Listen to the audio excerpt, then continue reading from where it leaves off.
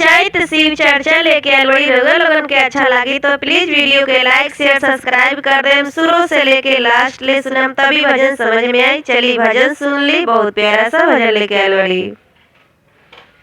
दोसरा के देख कुछ सिखाए भोला जी, दूसरा के देख कुछ सिखाए भोला जी, अरे सिखाए भोला जी।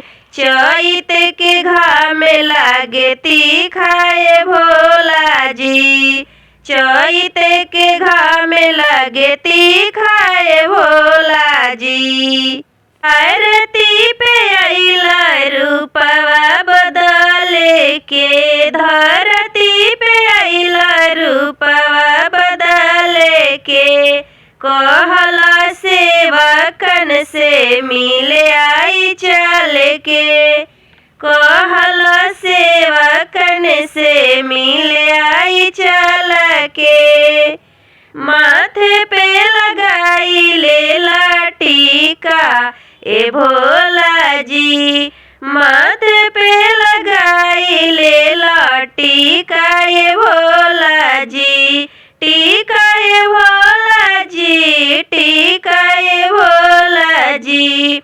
चैत के घाम लागे तीखाए भोला जी, चैत के घाम लागे तीखाए भोला जी। बड़ा अद्भुत स्वामी धरती के नजारा, बड़ा अद्भुत स्वामी धरती के नजारा। एसी कूलर यही जगर में सहारा, एसी कूलर यही जगर में सहारा। रऊ सीख ली तरीका ये भोला जी, रऊ सीख ली तरीका ये भोला जी।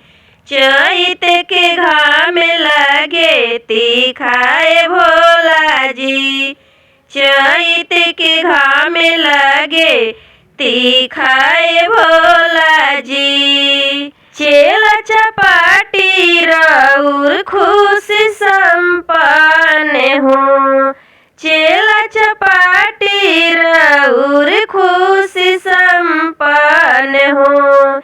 रउए चरचवा में बाड़ सबे मगन हो, रउए चरचा में बाड़ सबे मगन हो। धरती से कैलाश लागे फीकाए भोला जी, धरती से कैलाश लागे फीकाए भोला जी। चैत के घाम लागे तीखाए भोला जी, चैत के घाम लागे तीखाए भोला जी। रउआ ता फरक न परे हमरा बात के, रउआ ता फरक न परे हमरा बात के।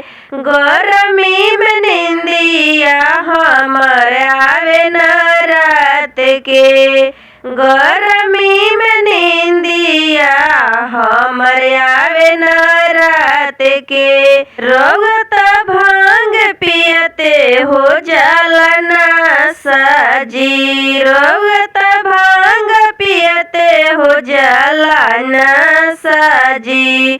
चैत के घाम लागे तीखाए भोला जी, चैत के घाम लागे तीखाए भोला जी। दूसरा के देख कुछ सीखिए भोला जी, दूसरा के देख कुछ सिखाए भोला जी। चैत के घाम लागे तीखाए भोला जी, चैत के घाम लागे तीखाए भोला जी। हर हर महादेव।